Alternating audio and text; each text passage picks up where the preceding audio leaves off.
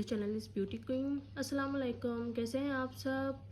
उम्मीद करती हूँ कि ठीक होंगे आप सब। मैं भी ठीक हूँ। अच्छा, ये जो है ये सो रही हैं, तो मतलब मैं आप लोगों को इनकी शरारत दिखाती। सलाम कहिए।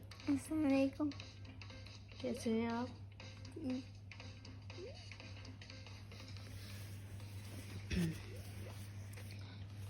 अच्छा जी,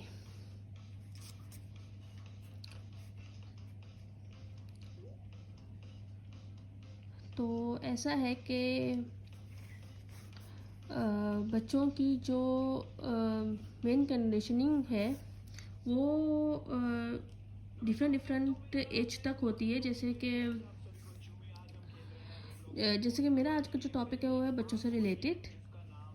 तो जैसे बच्चों की मेन कंडीशनिंग है वो 15 साल की उम्र में हो जाती है। जैसे कि what they learn, what they absorb from the environment. तो ऐसा हमें क्या करना चाहिए कि बच्चों की ग्रोथ एक पॉजिटिव फॉर्म में हो। ये जो है बहुत से पेरेंट्स का सवाल होता है ये चीज़ से ना। इब्राहिम, नवाज़ अपन करके आइए। बहुत से पेरेंट्स सोचते हैं मतलब इस चीज़ को लेकर ना कि हम ऐसा क्या करें कि पॉजिटिव फॉर्म में हो। तो सबसे पहले तो हमें बच्चों को ये सिखाना है कि वो पूछें हमसे या किसी भी छोटे बड़े से जितना भी क्वेश्चंस वो पूछ सकते हैं। Let them question everything. और जब भी बच्चे क्वेश्चन पूछे तो give them 100% attention to them, चाहे वो हमारे लिए मीनिंगफुल हो या मीनिंगलेस हो या फिर फुलिश क्वेश्चन ही क्यों ना हो। पर वैसे भी ये हमारा प्रोस्पेक्टस है कि हाँ भाई ये तो हमारे बच्चे का अच्छा सवाल है या फिर फुलिश क्वेश्चन है। पर बच्चों के क्वेश्चन एक्चुअल में इंटेलिजेंट होते हैं क्योंकि वो कुछ भी पूछ लेते हैं। अक्सर ऐसा होता है कि हम ना पे चिढ़ने लगते हैं कि यार क्या है हर वक्त सवाल सवाल सवाल। ऐसा थोड़ी होता, इतना ज़्यादा सवाल पूछना। हम चिढ़ने लगते हैं बच्चों के सवाल से कि बस भी करो, चुप होकर भी बैठो थोड़ी देर। नहीं, ये गलत है, इससे ना बच्चों के जहन में गलत असर पड़ता है। So let them question everything and anything. उनके क्वेश्चन से भागना नहीं है। तो जबकि बच्चे सवाल करें तो हमने आराम से बैठकर बच्चों के हर एक सवाल का जवाब देना है, चाहे वो सवाल हमारे लिए जितना ही अनकंफर्टेबल क्यों ना हो। अगर हमारे पास उनका आंसर नहीं है तो हमें ढूंढकर आंसर बताना है, और नहीं है तो हम भी एक्सेप्ट करें कि बेटा मेरे को नहीं पता है पर मैं पूरी कोशिश करूंगी आपके इस सवाल का जवाब देने की। अच्छा, ऐसा है कि मैं जो हूँ ना थोड़े से स्पीड पे बोलती हूँ, तो मेरे जो कुछ वर्ड्स है ना वो अटक जाते हैं मुंह में। तो एक तो चीज़ ये हो गई। अच्छा जी, एक तो दूसरा बच्चों के हवाले से ये है कि बच्चों के साथ ये भी होता है कि हम जो बच्चों को बोलते हैं बच्चे वो नहीं जो सीखते, पर हम जो खुद कर रहे होते हैं हमको करता हुआ देखकर वो चीज़ें सीखते हैं। तो कुछ चीज़ें जो हम में नहीं है वो चीज़ें हम बच्चों में कैसे लेकर आए। कुछ पेरेंट्स का ये भी सवाल होता है ऐसे कि जितनी ही मुश्किल फेस क्यों ना आ जाए आप लोगों को हमेशा काम रहना है। अगर मैं अपनी बात करूं तो मैं खुद बहुत जल्दी हाइपर हो जाती हूं। तो मैं अपने बच्चों को कैसे सिखाऊंगी उनके काम रहना है, और जो कि एक लाइफस्टाइल में चीज़ें होनी चाहिए हैं वो चीज़ें अगर हम में भी नहीं हैं तो हम बच्चों में कैसे लाएं। तो ये सब कुछ बच्चों को सिखाने के लिए हमें पहले अपने अंदर से एंजाइटी ख़त्म करनी होगी। फिर बच्चों को बोले नहीं तो फिर उनको क्लियर बोल दें जो सच है। अगर बच्चों को कुछ सिखाना ही है तो उनको सच बोलना सिखाएं, सच सुनना सिखाएं। That is more important than any skill और एनी हैबिट। और हम भी उनसे सच बोलें। जैसे कि इमीडिएटली अगर हम से भी कोई गलती हो गई और जैसे कि हमसे कोई गलती हो गई और हम उनको भी कुछ सिखा रहे हैं और हमने खुद वो गलत काम कर दिया, तो हमें भी फ़ौरन बच्चों को सॉरी बोलना चाहिए है। बोलने का मतलब यही है कि जो हम करते हैं बच्चे उन्हीं को देखते हुए ही सीख रहे होते हैं। अगर हम सॉरी बोलेंगे तो बच्चों को पता होगा कि हाँ, हमें किस किस गलती पर हमें भी बड़ों या छोटों से सॉरी करना है। जैसे कि हमें बच्चों को अपने मसले भी बताना चाहिए हैं और उनको ये समझाना चाहिए है कि देखो, अपने इस प्रॉब्लम को मैं तो ओवरकम नहीं कर पाई, तो क्या पता तुम कर जाओ और क्या पता तुम भी ना कर पाओ। हमें बच्चों को ये बिल्कुल भी नहीं बताना कि क्या सही है और क्या गलत है। जैसे कि फॉर एग्जांपल स्मोकिंग, अगर हम बच्चों को अपने तरीके से सिखाएंगे तो हम बोलेंगे कि ये देखो, ये बिल्कुल ही गलत चीज़ है, कभी भी तुम लोगों ने इसको हाथ नहीं लगाना। ये बच्चों को सिखाने का बिल्कुल ही गलत तरीका है। हमें बल्कि बच्चों को ऐसे सिखाना चाहिए कि देखो बेटा, इसके बहुत सारे डिसएडवांटेज हैं और वो ये है, और ये हैं। अब ये तुम लोगों पर है कि इस नुकसान की तरफ तुम लोग जाते हो या नहीं। तुम लोगों की मर्जी है कि अब तुम लोगों को इसको पीना है या नहीं। बच्चों पर खुद पर छोड़ें, तभी तो वो सोचेंगे कि तभी तो उनका माइंड डेवलप होगा। अच्छा, तो हमें ना बच्चों पर खुद पर छोड़ना चाहिए ताकि वो सोचें कि क्या उनके लिए सही है, क्या उनके लिए गलत है। इस जो बच्चे सोचते हैं ना, जितना वो सोचते हैं उनका माइंड उतना ही डेवलप होता है। अच्छा जी, तो ऐसा है कि कुछ लोग एक तो ये भी कहते हैं कि बच्चों को कोई भी चीज़ आसानी से ना दें, उनको स्ट्रगल करने दें। तो कुछ पेरेंट्स को ये होता है कि जब हम आसानी से अपने बच्चों को कोई चीज़ दे सकते हैं तो हम क्यों ना दें।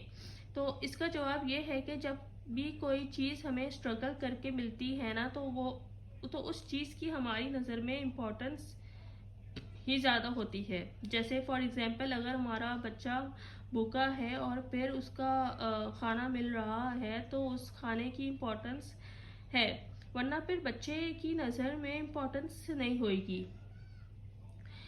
आजकल हम देख रहे हैं कि माएँ बच्चों को टुसा कर खिला रही हैं। अब क्या होता है कि बच्चों को हमने टीवी पर, लैपटॉप पर या फिर मोबाइल पर कुछ लगा दिया ताकि बच्चों का ध्यान वहाँ लगा रहे और बस किसी भी तरह हमें बच्चों को इतना खाना तो खिलाना ही है।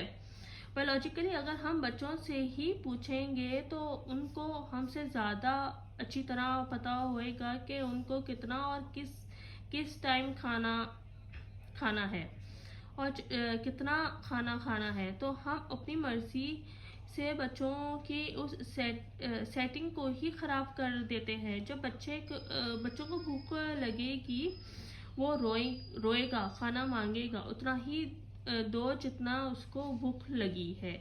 तो अगर बच्चा खाने के लिए नहीं मांगता है तो हमें उस चीज़ को समझना चाहिए है।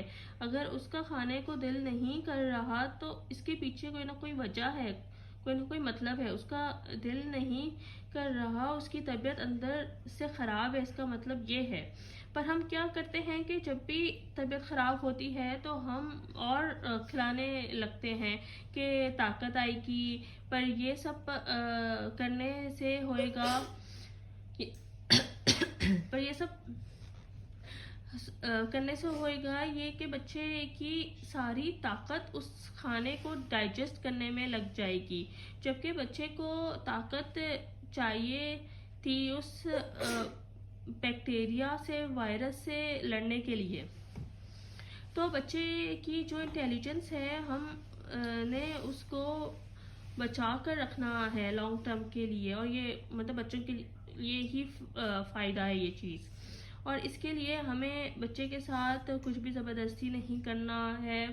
और एक तो ये कि दो तरह के बच्चे हैं, एक वो जिसकी नज़र में खिलौने की इम्पोर्टेंस है, और एक वो जो खिलौने से बोर हो चुका है। तो ये वाला जो बच्चा है जो खिलौने से बोर हो चुका है, इसकी लाइफ में फिर बच्चा बच्चा ही क्या है। बच्चों के लिए एक खिलौने ही तो होते हैं सबसे इम्पोर्टेंट। एक बच्चे के लिए सब कुछ खिलौना ही तो होता है।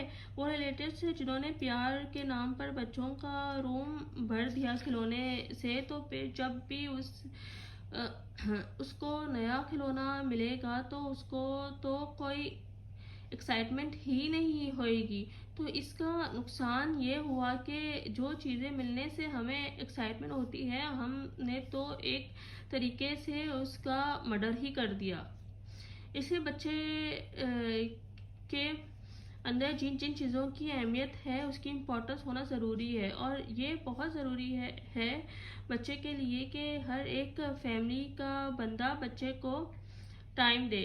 ऐसे वक्त में टाइम जब बच्चे के हाथ में कोई भी गैजेट ना हो, कुछ दिन इस तरह से करके देखें तो हमें खुद पता चल जाएगा कि बच्चे के लिए क्या बेहतर है। और एक तो ये कि आजकल के बच्चों को ना सुनने की आदत नहीं होती, तो बच्चों को ना सुनने की आदत होनी चाहिए है। तो इसका क्या सल्यूशन है कि बच्चा जैसे जैसे बड़ा होएगा उसको पॉकेट मनी देना शुरू कर दें। इससे ये होगा कि बच्चे की नज़र में पैसों की भी अहमियत आएगी, उतना ही दे जितना उसकी एज में उसके लिए ज़रूरी है। और बच्चों की जो भी लेने की डिमांड है उनको सिखाएं, उनसे बोलें कि ठीक है आपको ये चाहिए तो वो ज़रूर लो, पर अपने पैसों से अपने पैसों को जमा करके लो। बच्चे जैसे सेविंग करना भी सीखेंगे, बच्चे से सेविंग करना भी सीखेंगे, इन सब चीज़ों को कंडीशनिंग जैसे कि बच्चे ना इसे जमा करना सीखेंगे, उनको पैसों की अहमियत पता चलेगी। और इन सब चीज़ों को ही ना हम कंडीशनिंग कहते हैं। कंडीशनिंग हमारी नज़र में मतलब ये सब चीज़ें होती हैं। तो बच्चों को इस तरह से सिखाएं कि उनको एक तो ना सुनने की भी आदत हो। उनको मतलब हम हर चीज़ सपोर्ट कर सकते हैं अल्हम्दुलिल्लाह, पर अपने बच्चों को फ़ौरन ना दें। फ़ौरन से उनको मतलब हर ख्वाहिशें उनकी पूरी कर देंगे तो फिर ऐसे उनके अंदर किसी भी चीज़ को लेकर अहमियत नहीं होगी। तो अभी से हमें उनमें आदत डालनी होगी कि वो ना भी सुने कि बड़े होकर ये उन्हीं के लिए फ़ायदा रहेगा। अच्छा, और मैं ऐसी मतलब कि वीडियोस लाती रहूँगी, अच्छे अच्छे टॉपिक्स जो कि आपके लिए हेल्पफुल हो, मैं वो आपके सामने लाती रहूँगी। आप लोगों के कमेंट में भी बताइएगा कि आप लोगों के जहन में क्या क्या टॉपिक्स होते हैं जिनके बारे में मैं आप लोगों को नॉलेज दूँ, जिसको लेकर मुझसे आप लोगों को नॉलेज मिल सकती है। अच्छा, और एक तो मुझे आप लोगों से ये बात करनी थी कि मेरी जो वीडियोस हैं उनमें अल्हम्दुलिल्लाह व्यूज़ बहुत आ रहे हैं। तो आप लोग इसका ये मतलब कि आप लोग मेरी वीडियोस देख तो रहे हो पर मुझे सब्सक्राइब नहीं कर रहे। तो please support me, subscribe my channel which is beauty queen. तो सब्सक्राइब करें, लाइक करें, शेयर करें। इब्राहिम थम्स अप बोलिए, लाइक करें, जब पाँव नीचे करिए, पाँव नीचे करिए, पाँव नीचे करो, बोलो ना। अच्छा भाई, इनको शर्म आती है, बहुत शर्मीले हैं। चलें जी, थैंक यू फॉर वॉचिंग, अल्लाह हाफिज़।